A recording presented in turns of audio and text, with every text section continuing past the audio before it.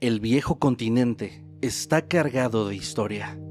Cada edificio, cada calle y cada paisaje ha sido testigo de imperios que se alzaron y cayeron, de tragedias y leyendas que moldearon la historia y el mundo tal y como es hoy. Sin embargo, algunos de sus capítulos más oscuros han sido borrados del mapa, ocultos bajo nuevas construcciones o reducidos a meros recuerdos en la memoria colectiva. Hoy vamos a explorar algunos de esos lugares que ya no puedes visitar, sitios que desaparecieron por completo, que tal vez nunca existieron o que simplemente permanecen fuera del alcance de una persona cualquiera. Y también te vamos a contar qué fue lo que alguna vez se ocultó dentro de ellos. Así que pónganse cómodos y apaguen la luz, porque estos son 7 lugares aterradores en Europa que no puedes visitar. Recuerden que también pueden escuchar este contenido en Spotify o en tu plataforma de podcast favorita, donde nos encuentras como Mundo Creepy. ¿Qué tal? Buenos días, tardes o noches. Los saluda su amigo Masketman. Sean bienvenidos a Mundo Creepy. Y aquí comenzamos.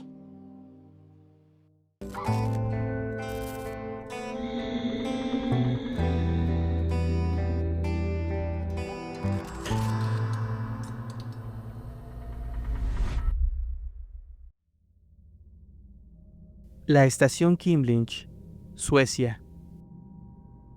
Bajo las calles de Estocolmo, en el subsuelo de la ciudad, existe un lugar que durante décadas ha alimentado el miedo y la fascinación de miles de personas. No es una simple leyenda urbana nacida de un rumor popular.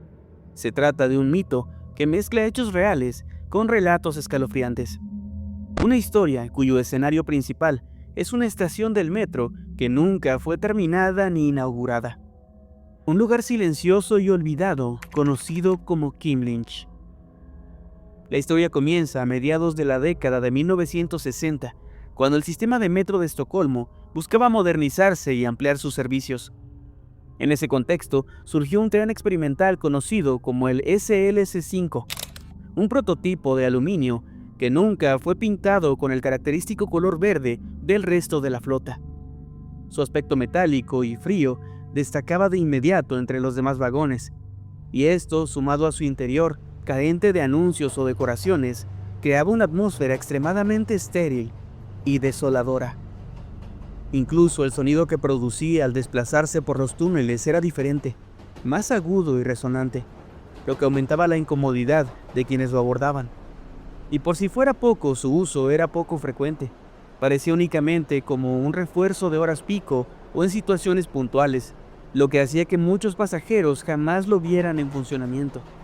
Quizás todos esos detalles se combinaron para crear el terreno perfecto, donde la realidad empezaría a transformarse en mito.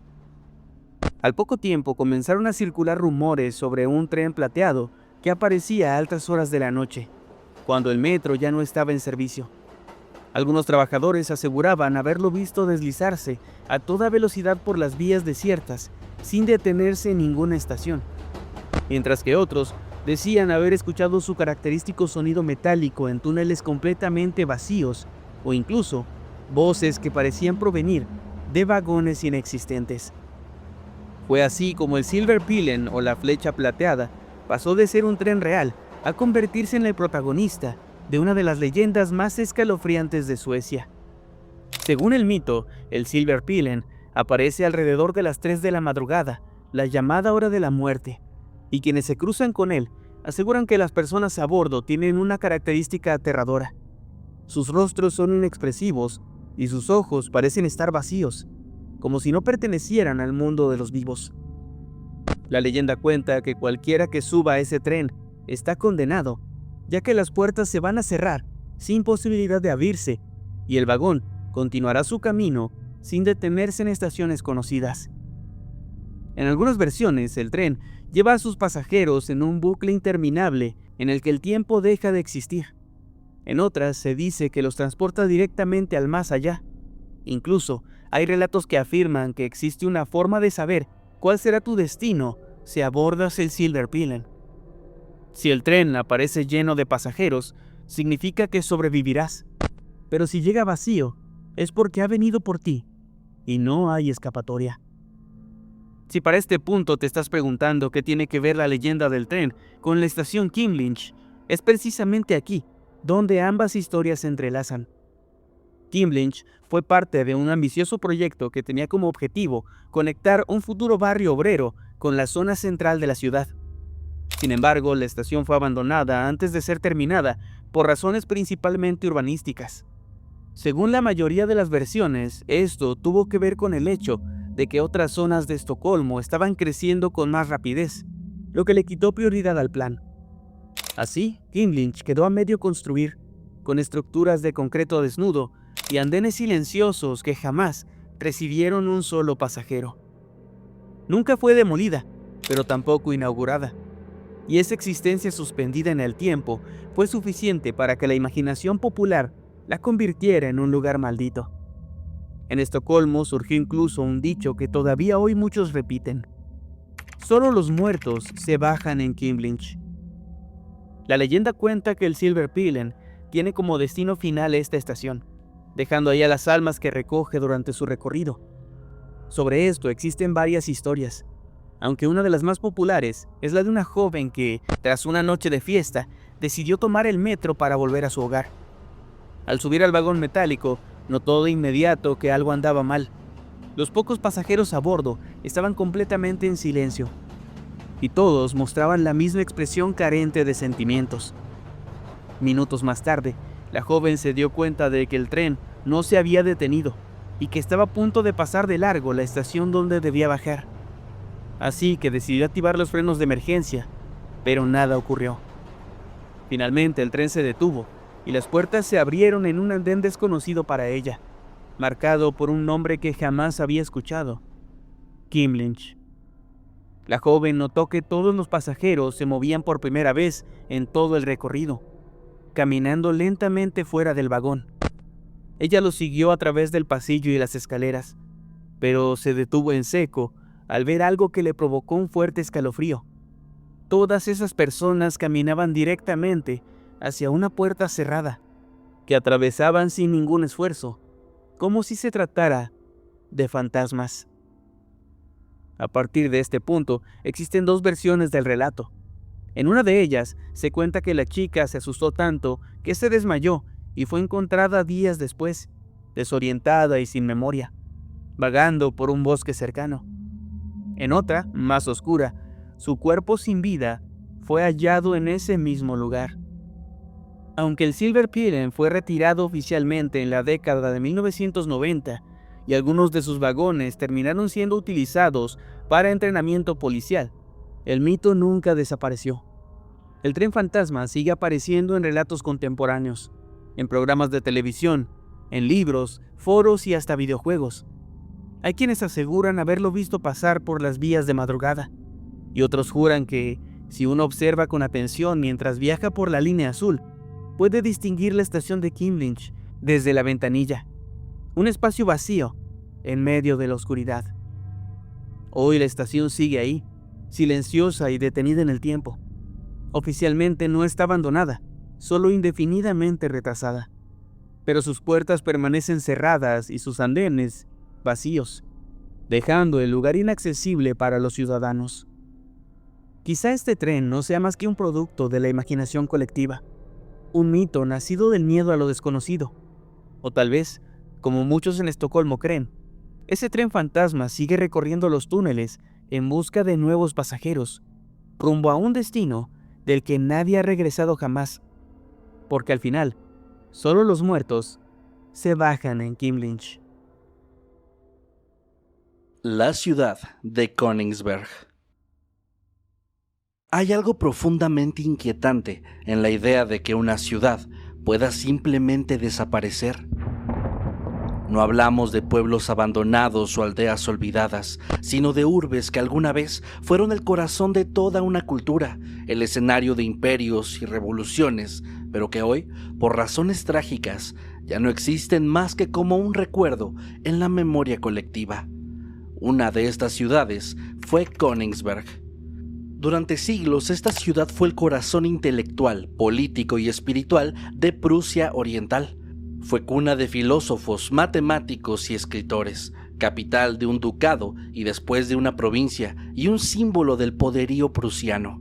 Pero la guerra y la furia humana la condenaron a su desaparición, dejando tras de sí apenas unas ruinas, un nombre tachado en los mapas y un eco persistente en la memoria de aquellos que la conocieron. Fundada en 1255 por la Orden Teutónica sobre los restos de un asentamiento báltico, Königsberg, la Montaña del Rey, creció hasta convertirse en un importante puerto en el mar Báltico y en uno de los grandes centros culturales del norte de Europa. Aquí nacieron o vivieron figuras como Immanuel Kant, cuya obra filosófica cambió para siempre la historia del pensamiento, y también el matemático David Hilbert, uno de los más influyentes del siglo XX. En sus calles se imprimieron las primeras obras en lituano y en polaco, se debatieron ideas revolucionarias y se desarrollaron avances científicos fundamentales. Fue también un símbolo de la identidad prusiana, tanto que incluso después de la unificación alemana, la ciudad mantuvo un aura de independencia y prestigio dentro del imperio. Sin embargo, la historia de este lugar también estuvo marcada por su posición geográfica. Enclavada en el extremo oriental de Prusia, su localización la convirtió en un punto estratégico, pero también en un objetivo vulnerable. Tras la Primera Guerra Mundial, quedó aislada del resto de Alemania por el corredor polaco de Danzig, una separación que presagiaba el destino trágico que la aguardaba apenas unas décadas después. Durante el auge del Tercer Reich, Königsberg fue considerada un bastión espiritual del nacionalismo alemán. Era en muchos sentidos un símbolo del pasado glorioso que el nazismo pretendía reivindicar, y por ello se convirtió también en un objetivo militar de alto valor. Este destino se terminó sellando durante los últimos años de la Segunda Guerra Mundial. En agosto de 1944, la Royal Air Force británica lanzó 2 bombardeos devastadores sobre la ciudad. Y así, durante 4 noches, las bombas incendiarias redujeron a cenizas el centro histórico, destruyendo sus barrios medievales, su universidad, su catedral y el célebre castillo de la Orden Teutónica, que había sido residencia de reyes y sede de coronaciones. Más de 5.000 personas murieron y 200.000 quedaron sin hogar. Las llamas consumieron siglos de historia y convirtieron a Königsberg en un mar de ruinas. Sin embargo, lo peor todavía estaba por venir. En enero de 1945, el Ejército Rojo lanzó una ofensiva masiva sobre Prusia Oriental. Su avance fue lento y sangriento. Los nazis habían convertido Königsberg en una fortaleza con 7 líneas defensivas, fosos antitanques, barricadas, búnkeres, minas y posiciones fortificadas con hormigón capaces de resistir la artillería más pesada. Aún así, la ofensiva soviética avanzó con una determinación implacable. Millones de proyectiles cayeron sobre las defensas alemanas en cuestión de horas, mientras los bombardeos arrasaban las ciudades del aire y las tropas terrestres empujaban desde todos los frentes. Las calles se convirtieron pronto en campos de batalla, con combates cuerpo a cuerpo, fuego cruzado constante y miles de muertos en ambos bandos. Pero para los nazis, Königsberg no era solo una posición militar, sino un símbolo espiritual, y Hitler percibió su caída como un golpe devastador. Pero incluso ese fanatismo no fue suficiente para detener el avance soviético. Tras días de combates intensos, la resistencia comenzó a colapsar. El 9 de abril de 1945, el general Otto Lasch, comandante de la guarnición, decidió rendir la ciudad para evitar una masacre todavía mayor. Esta decisión le costó caro, pues Hitler lo condenó a muerte por traición, aunque la sentencia nunca se ejecutó. Al final, más de 90.000 soldados alemanes fueron hechos prisioneros y unos 42.000 murieron durante la batalla. Königsberg, la orgullosa capital de Prusia Oriental, había caído. Lo que siguió fue todavía más brutal si es que cabe, y es que la población civil, ya diezmada por el hambre y los bombardeos, fue víctima de la ira del Ejército Rojo, que arrasó la ciudad en busca de venganza por la invasión nazi a la Unión Soviética. 100.000 personas murieron por la violencia, el hambre o las enfermedades, y las decenas de miles que sobrevivieron fueron deportadas. En su lugar, llegaron colonos rusos y ciudadanos de otras repúblicas soviéticas, transformando para siempre la composición demográfica del lugar. La ciudad fue anexada por la Unión Soviética tras la Conferencia de Potsdam y en 1946 rebautizada como Kaliningrado, en honor a Mikhail Kalinin, un colaborador cercano de Stalin. Königsberg había dejado de existir. Sus calles medievales fueron arrasadas, su castillo demolido y reemplazado por construcciones soviéticas, y su nombre borrado de los mapas. Durante décadas el enclave permaneció cerrado a extranjeros y a la mayoría de los propios soviéticos, convertido en un bastión militar aislado del mundo. Lo que alguna vez fue una joya cultural se transformó en un lugar gris y desconocido, un punto extraño y solitario entre Polonia y Lituania. Hoy, si uno camina por las calles de Kaliningrado, todavía puede encontrar rastros de la ciudad que fue. Las ruinas del castillo, túneles subterráneos cubiertos de tierra, fortalezas abandonadas y barrios con casas centenarias cuentan fragmentos de una historia que ya no existe del todo.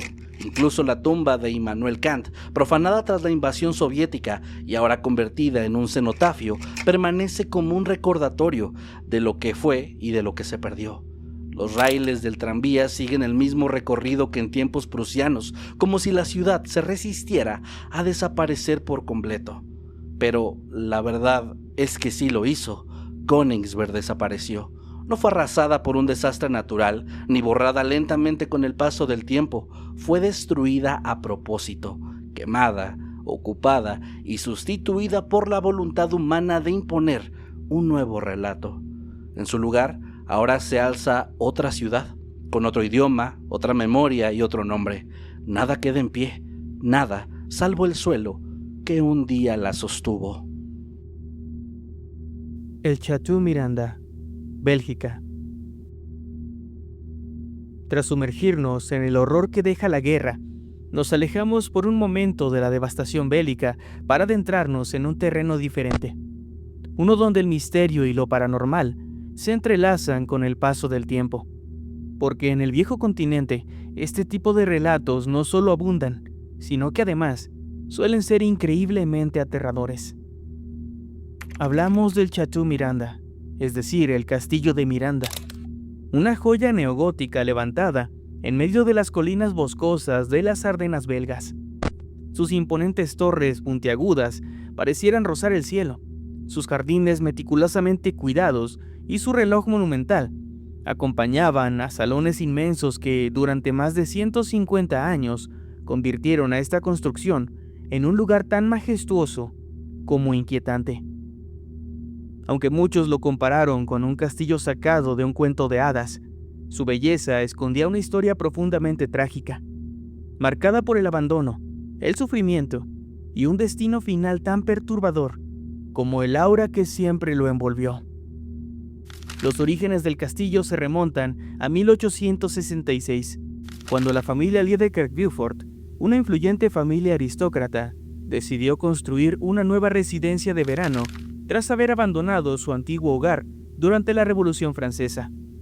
El encargado del diseño era Edward Milner, un arquitecto inglés famoso por su estilo neogótico y su amor por el paisajismo victoriano, cuya visión era crear una residencia digna de la nobleza europea, un lugar que combinara elegancia y fantasía, rodeado de jardines perfectos y con más de 500 ventanas por las que la luz pudiera entrar y tocar cada rincón. Sin embargo, Milner no llegó a ver su obra terminada, pues murió de forma repentina antes de su conclusión, y hasta hoy su muerte sigue estando envuelta en misterio, pero quizás debamos dejar su historia para otro video. El proyecto fue finalizado por el arquitecto francés Pelchner, quien coronó el edificio con una torre de reloj de 56 metros de altura en 1907. Durante décadas el castillo fue escenario de fiestas, cacerías y reuniones familiares, hasta que la Segunda Guerra Mundial cambió su destino para siempre. Los nazis ocuparon el lugar, utilizándolo como cuartel militar, y los combates de la Batalla de las Ardenas llegaron hasta sus terrenos. Tras el final del conflicto, el castillo fue confiscado por la Sociedad Nacional de Ferrocarriles de Bélgica, que en 1950 lo convirtió en un orfanato y campamento vacacional para los niños enfermos de sus trabajadores. Fue entonces cuando recibió el nombre de Chateau Noisy, en referencia al bullicio constante de los niños que lo habitaban. Pero no todo era alegría. Décadas después, algunos de los niños que pasaron parte de su infancia ahí relataron historias inquietantes sobre maltratos, abandono y abuso. Aunque los encargados solían enviar postales con fotografías del castillo a las familias como prueba de bienestar, la realidad era muy distinta.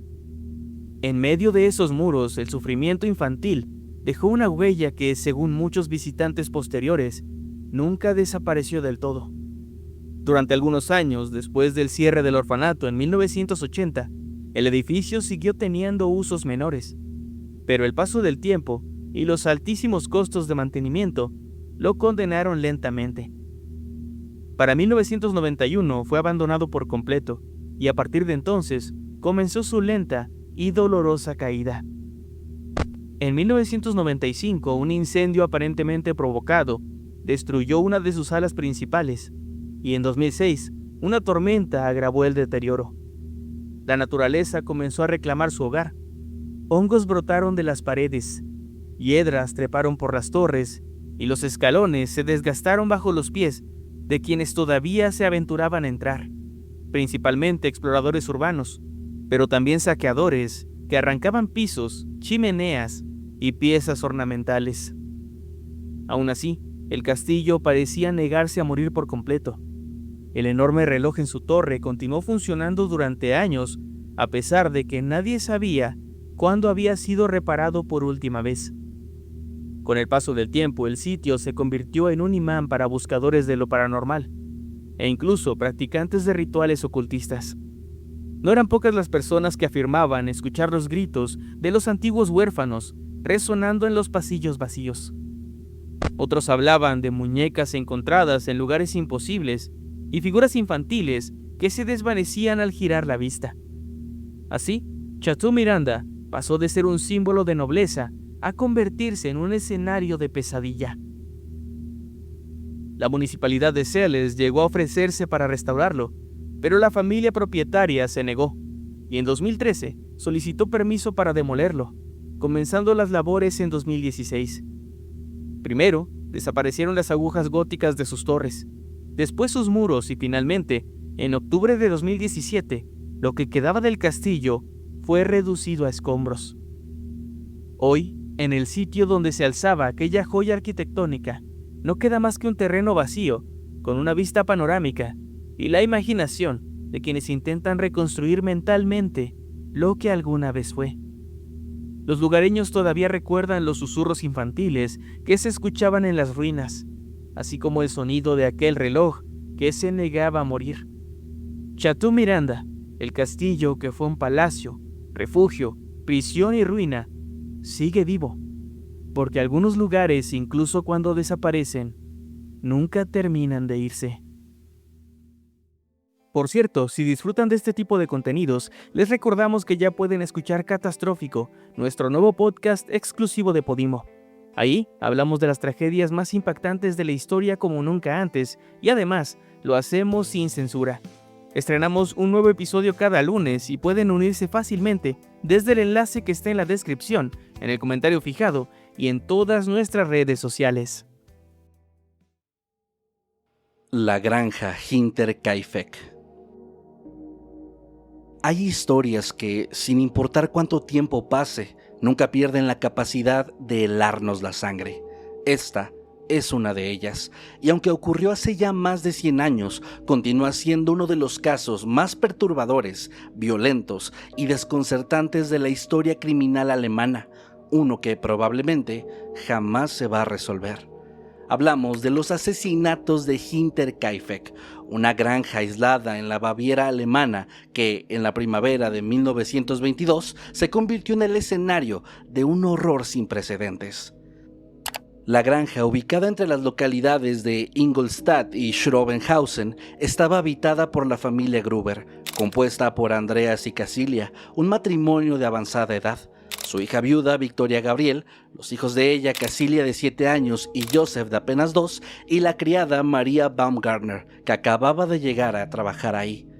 La familia vivía en un relativo aislamiento, rodeada de bosques, y su relación con el resto del pueblo era extraña. Era distante, pues Andreas era descrito como un hombre autoritario y violento, conocido por maltratar a su esposa y por ejercer un control enfermizo sobre su hija, con quien, según algunos registros judiciales, mantenía una relación incestuosa que incluso lo llevó a ser condenado en 2 ocasiones. Y esto terminó provocando que el pequeño Joseph, nacido en 1920, fuera señalado por muchos como fruto de esta relación prohibida. Algunos meses antes del crimen comenzaron a ocurrir algunos sucesos extraños que hoy parecen presagiar lo que sería la gran tragedia, pues la persona que trabajaba en la casa renunció abruptamente tras asegurar que escuchaba pasos y voces en el ático, por lo que, convencida de que el lugar estaba embrujado, abandonó la granja aterrada. Tiempo después, Andreas encontró un periódico que nadie había pedido. Escuchó ruidos inexplicables en la noche y descubrió huellas en la nieve que se dirigían hacia la casa, pero no encontró ninguna que regresara hacia el bosque. También desapareció un juego de llaves y aparecieron arañazos en una de las cerraduras, como si alguien hubiera intentado forzarla. Pero a pesar de todo esto, el padre de familia no dio aviso a las autoridades.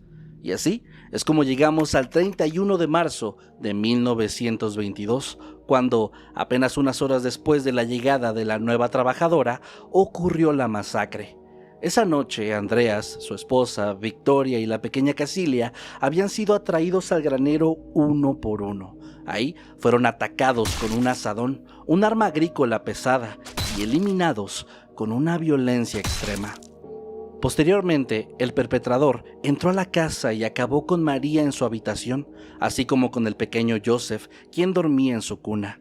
La brutalidad fue tal que la niña de 7 años sobrevivió durante varias horas y en su desesperación llegó a arrancarse mechones de cabello.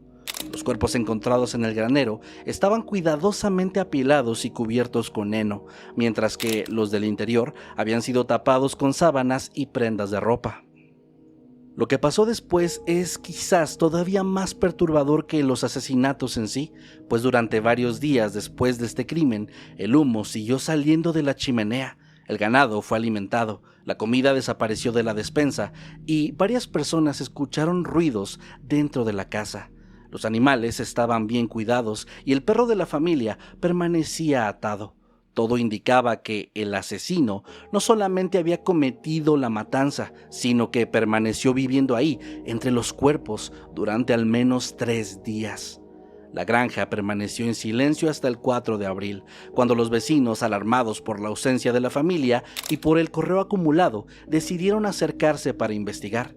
Al entrar al granero, se toparon con el macabro hallazgo. El resto de los cuerpos fue encontrado dentro de la casa y la policía de Múnich llegó poco después e inició una investigación caótica que pronto se iba a topar con varios problemas. Para empezar, la escena del crimen ya había sido contaminada por los vecinos. Además, la información que había era contradictoria y por último, no se encontraron pruebas concluyentes. Pero quizá lo más desconcertante es que este caso estuvo lleno de elementos aparentemente inexplicables desde el inicio. Pues, por ejemplo, las huellas que llegaban a la casa y no regresaban al bosque estaban ahí. El hecho de que nadie hubiera escuchado los gritos a pesar de que los asesinatos ocurrieron en diferentes momentos. La extraña desaparición de las llaves, la presencia del periódico desconocido y, sobre todo, el hecho de que el asesino parecía conocer perfectamente el lugar y las rutinas de todos los miembros de la familia. Las teorías no tardaron en surgir. Uno de los principales sospechosos fue Lorenz Schlittenbauer, un vecino con un vínculo estrecho con la familia. Él había tenido una relación con Victoria y se decía que podía ser el verdadero padre de Joseph. Tras descubrir los cuerpos, él entró solo a la casa, utilizando una llave cuya procedencia jamás se esclareció, y su comportamiento durante y después del hallazgo fue, según describieron los testigos, cuanto menos extraño. También se hizo mención de Carl Gabriel, el esposo de Victoria, quien supuestamente había muerto en la Primera Guerra Mundial, pero cuyo cuerpo jamás había sido recuperado. Había quienes especulaban que él había fingido su muerte para escapar y que cuando volvió y descubrió el incesto y la nueva relación de Victoria, quiso buscar venganza. Otros sospechosos fueron personas itinerantes, vecinos resentidos e incluso los hermanos Gump, señalados por su propia hermana en una confesión en el lecho de muerte. También se investigó a los hermanos Schreier y a los Bichler, antiguos trabajadores de la granja, e incluso a los hermanos Thaler, quienes habían sido vistos merodeando la propiedad meses antes de esta tragedia. Sin embargo, ninguna de estas líneas de investigación llegó a nada. Más de 100 personas fueron interrogadas a lo largo de los años, pero nunca se reunieron pruebas suficientes para poder hacer una acusación formal con nadie. El caso, además, se volvió enigmático con el paso del tiempo, pues poco después del crimen, en 1923, la granja fue demolida por los propios habitantes de la zona, que decían no soportar la idea de convivir con un lugar marcado por una tragedia tan horrible. Y lo único que quedó en pie fue un modesto monumento como un recordatorio silencioso de lo que había ocurrido. Años más tarde, ya durante la Segunda Guerra Mundial, se perdió el rastro de los cráneos de las víctimas que habían sido enviados a Múnich para un análisis forense, los cuales jamás volvieron, añadiendo así otra capa más de incertidumbre a un caso que ya de por sí era muy misterioso. El paso de las décadas tampoco trajo respuestas. La policía intentó reabrir la investigación en 1996 y en 2007 también, y de hecho en el 99 un grupo de estudiantes de una academia policial intentó aplicar técnicas modernas a este caso, pero ninguno de estos esfuerzos logró arrojar nueva luz sobre lo sucedido. Hoy, más de un siglo después, el crimen de Hinterkaifeck sigue sin resolverse. No hubo confesiones, no hubo arrestos, no se hallaron pruebas y ninguna teoría logró imponerse sobre las otras. Todo lo que queda de esta historia son fragmentos de un rompecabezas que probablemente jamás será completado. Pues, por ejemplo, tenemos las huellas sin retorno, los ruidos en el ático, las llaves desaparecidas y el sádico asesino que vivió entre los cuerpos de sus víctimas durante varios días. La base militar Kapustin Yar, Rusia. Regresamos al terreno de lo paranormal y nada mejor que hacerlo yendo de vuelta al territorio ruso. Pues ahí, al sur de este país, en medio del árido paisaje de Astrakán, existe un lugar que durante más de 7 décadas ha estado rodeado de rumores, teorías y secretos impenetrables. Su nombre es Kapustin Yar.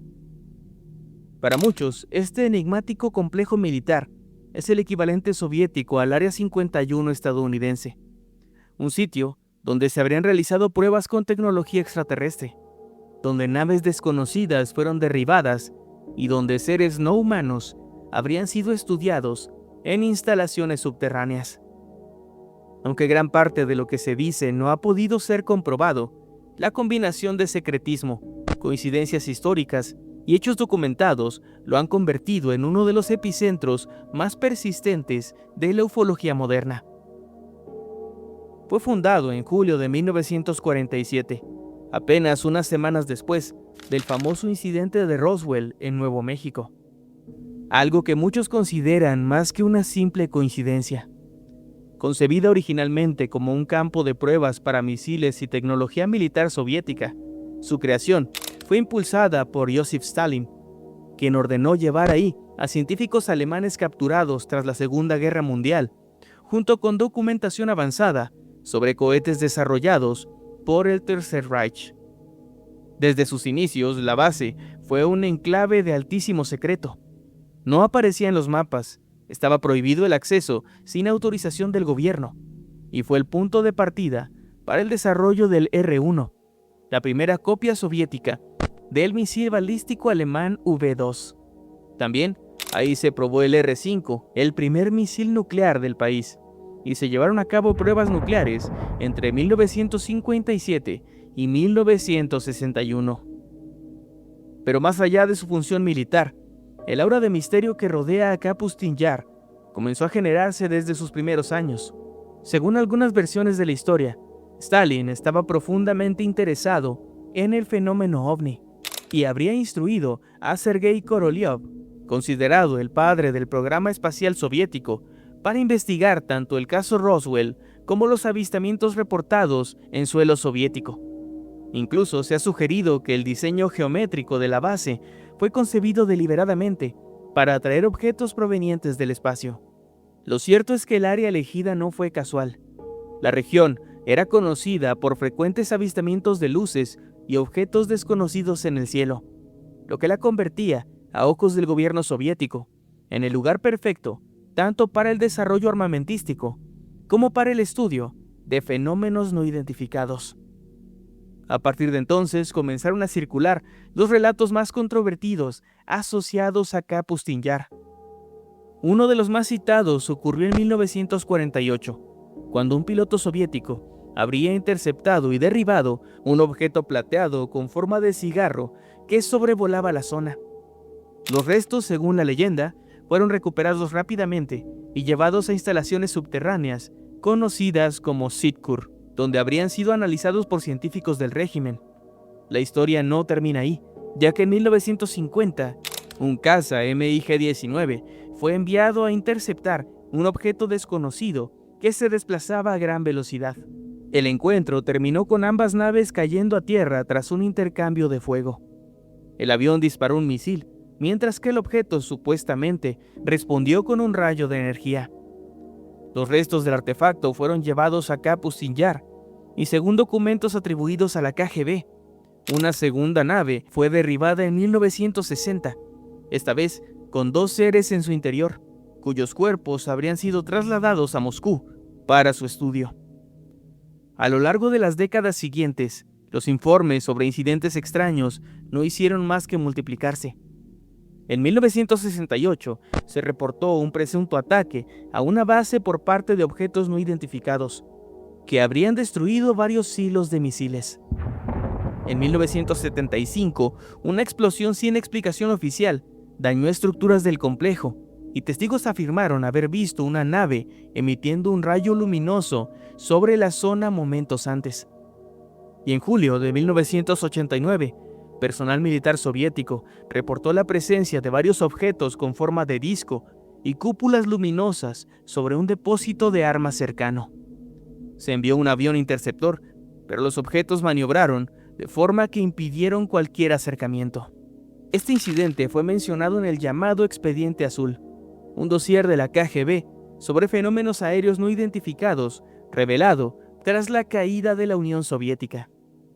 Por todo esto, la comparación con Roswell era inevitable. Al igual que el caso estadounidense, los rumores hablan de naves recuperadas, autopsias secretas y proyectos clandestinos destinados a estudiar tecnología de otro mundo. También hay paralelismos en la forma en que ambos gobiernos manejaron la información, con un hermetismo absoluto y una política oficial de negación. Sin embargo, existen diferencias notables. Mientras que el Área 51 ha sido objeto de atención internacional y numerosas filtraciones, Kapustin Yar ha permanecido mucho más en las sombras, protegido por el secretismo soviético y luego ruso, lo que ha alimentado aún más las teorías sobre lo que realmente ocurrió ahí. Sin embargo, no todos aceptan estas historias como hechos. Investigadores escépticos sostienen que muchas de las afirmaciones sobre ovnis en Kapustin Yar se originaron en rumores sin base o interpretaciones erróneas de fenómenos naturales y pruebas militares secretas.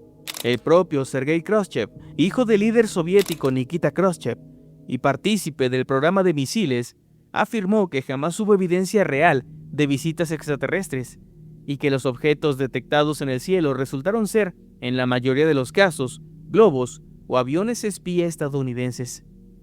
Incluso el ufólogo ruso Mikhail Herstein calificó de falsedad la famosa historia del platillo derribado en 1948, aunque reconoció que en la década de 1980 se estableció un proyecto menor llamado Círculo, dedicado al monitoreo de fenómenos aéreos no identificados. Pese a todo, la fascinación por el lugar, conocido también como el Roswell ruso, no ha disminuido. Su mezcla de hechos comprobados, como el desarrollo de armamento nuclear y pruebas de misiles, con relatos imposibles de verificar, como la recuperación de naves y autopsias de seres no humanos, lo ha convertido en uno de los escenarios favoritos de quienes creen que los gobiernos de todo el mundo conocen pruebas de vida extraterrestre y además las esconden. Y aunque probablemente muchas de estas historias nunca pasen de ser solo rumores, el aura de misterio que rodea este lugar continúa intacta. Hoy Kapustin Yar sigue activa y fue el escenario en abril de 2024 del lanzamiento de un misil balístico intercontinental. Pero su historia va mucho más allá que la de un simple campo de pruebas. Es la historia de un lugar que, entre la realidad documentada y la especulación más extraordinaria, representa uno de los grandes enigmas del siglo XX. Y tal vez sea precisamente ese velo de incertidumbre lo que hace que muchos sigan preguntándose qué secretos se esconden bajo las arenas del desierto ruso. Givet de Montfaucon. Probablemente el lugar del que vamos a hablar a continuación sea el único en toda la lista que, aunque también es imposible visitarlo, de todos modos no querrías hacerlo. Hablamos del Givet de Montfaucon, la horca monumental que durante siglos se alzó en una colina al norte de París, convirtiéndose en un recordatorio brutal de la justicia y en un espectáculo de horror a cielo abierto. Construido en el siglo XVIII por orden del rey Luis IX y consolidado bajo el reinado de Carlos IV, Montfaucon no fue una simple horca improvisada, sino una estructura colosal de piedra que buscaba tanto imponer como castigar. Levantada en las afueras de la ciudad, lejos de los barrios acomodados y rodeada de instituciones donde se confinaban a los marginados, como el convento de las Filles-Dieu o la leprosería de San Lázaro, el lugar estaba pensado para aislar a los condenados y exhibirlos a la vista de todos. Sus dimensiones eran sobrecogedoras. Una base de piedra de varios metros de altura sostenía una columnata de 16 pilares unidos por vigas, formando hasta 3 niveles donde podían colgar decenas de cuerpos al mismo tiempo. Según los cronistas y grabados de la época, Montfaucon tenía la capacidad para exponer entre 40 y 50 cadáveres, e incluso más en tiempos de guerra o revueltas cuando los ajusticiamientos se multiplicaban. Los condenados eran ahorcados en público y dejados ahí durante días, semanas o incluso meses, dependiendo de la gravedad de su crimen. De hecho, en algunos casos los cuerpos llegaban a permanecer años enteros, pudriéndose al sol, ennegrecidos con el tiempo y devorados por los cuervos. Sin embargo, no todos los que estaban ahí eran ejecutados en la horca. También se colgaban en el lugar los restos de quienes habían cumplido su sentencia mortal en otras partes de la ciudad, esto con la intención de prolongar la humillación y enviar así un mensaje muy claro a la población. Nadie estaba a salvo de este destino, pues tanto nobles acusados de traición como funcionarios corruptos, criminales comunes y hasta figuras ligadas directamente a la corte terminaron exhibidos en esta monumental horca. Algunos de los más conocidos fueron el tesorero real Enguerrand de Marigny, acusado de brujería en 1315, Jacques Le Bon, barón de Semblançay, ejecutado en 1527, o el caballero Jacques Leroy, cuya condena tras un duelo judicial fue ratificada con su exposición en Montfaucon en 1386. Incluso tras la masacre de San Bartolomé, el cuerpo del almirante Gaspar de Coligny, líder protestante asesinado, fue colgado y exhibido como un trofeo. El impacto visual era devastador. Grabados y descripciones literarias lo muestran como una suerte de edificio macabro, una fortaleza sin muros habitada únicamente por cadáveres. Víctor Hugo lo describió en Nuestra Señora de París como un enorme bloque de piedra rodeado de pilares, cadenas y esqueletos, coronado por un vuelo perpetuo de los cuervos. Según se cuenta, el hedor era insoportable y el paisaje simplemente desolador.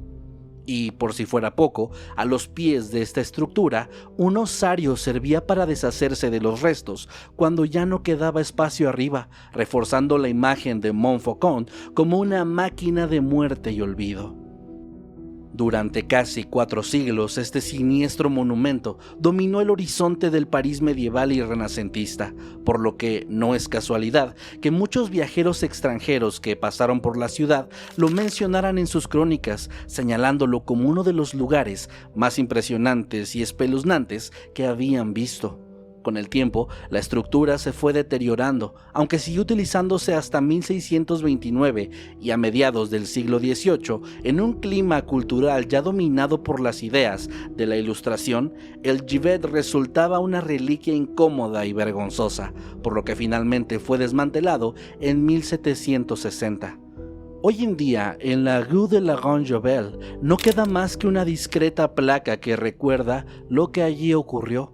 Sin embargo, las leyendas persisten, ya que hay quienes aseguran que, al caer la noche, todavía se pueden escuchar el arrastre de cadenas, los graznidos de los cuervos y los lamentos de los ajusticiados que alguna vez estuvieron ahí, colgados en sus vigas. Cromwell Street, Inglaterra. Durante más de 2 décadas, el número 25 de Cromwell Street, en la ciudad inglesa de Gloucester, ocultó un infierno tras las paredes de una casa que parecía común y corriente.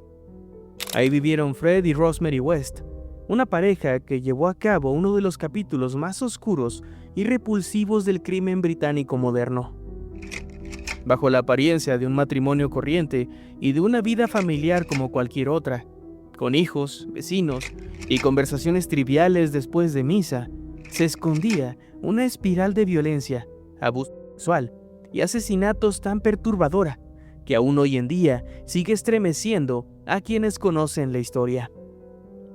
Fred West era conocido por su carácter violento desde mucho antes de conocer a Rosemary. Su primera esposa, Catherine Rena Costello, solía presentarse ante conocidos con moretones y marcas en el cuerpo que hablaban por sí solas del abuso que sufría. A mediados de los años 60, otra joven, Anne McFall, trabajó como niñera para los hijos del matrimonio y comenzó una relación con Fred. En 1967, desapareció sin dejar rastro, mientras se encontraba embarazada de su hijo. Fue su primera víctima conocida. Poco después, en 1968, desapareció también Mary Blastholm, una adolescente que trabajaba en un café. Su paradero sigue siendo desconocido, y aunque nunca se ha podido probar, se sospecha que Fred estuvo involucrado. En 1969, Fred conoció a Rosemary Letts, una adolescente de 15 años con un temperamento explosivo, que abandonó su empleo en una panadería para mudarse con él y cuidar a sus hijas. Un año después nació Heather, su primera hija juntos. En 1971, mientras Fred cumplía una condena por robo, su hija Charmaine desapareció. Rosemary dijo que había ido con su madre, pero Catherine Costello también desapareció ese mismo año. Las investigaciones posteriores confirmaron que ambas habían sido asesinadas. En 1972, Fred y Rosemary se casaron y se mudaron al número 25 de Cromwell Street, la casa que más tarde sería conocida como la Casa de los Horrores. Fue ahí donde la pareja desató plenamente su sadismo. La fachada era la de un hogar común. Tenían hijos, asistían a la iglesia y saludaban con cortesía a sus vecinos. Rosemary incluso ejercía trabajo sexual, algo que no era extraño en la zona, y el matrimonio alquilaba habitaciones a jóvenes vulnerables. Lo que nadie sospechaba era que muchas de esas chicas jamás saldrían con vida. La primera señal de lo que ocurría detrás de esas paredes apareció en 1972, cuando Fred y Rose secuestraron a Caroline Owens, una niñera que trabajó brevemente para ellos. La llevaron por la fuerza a Cromwell Street, donde fue agredida sexualmente, aunque logró escapar. Ambos fueron condenados solo a una multa, un error que marcaría el inicio de una escalada aún más brutal, ya que el 20 de abril de 1973 asesinaron a Linda Gough, su primera víctima conjunta conocida. cuyo cuerpo apareció enterrado bajo el piso de lo que antes había sido un taller mecánico convertido en baño. En los años siguientes, Fred y Rosemary secuestraron, torturaron y asesinaron a numerosas jóvenes, muchas de ellas recogidas mientras hacían autostop. Entre sus víctimas estaban Carol Ann Cooper, una adolescente que desapareció al regresar de visitar a su abuela; Lucy Partington, una brillante estudiante universitaria que nunca llegó a casa para Navidad; Therese Siegenthaler, una joven suiza que viajaba rumbo a Irlanda; y Shirley Hobart, una chica de tan solo 15 años. Todas ellas fueron encontradas enterradas bajo el suelo de la bodega de Cromwell Street.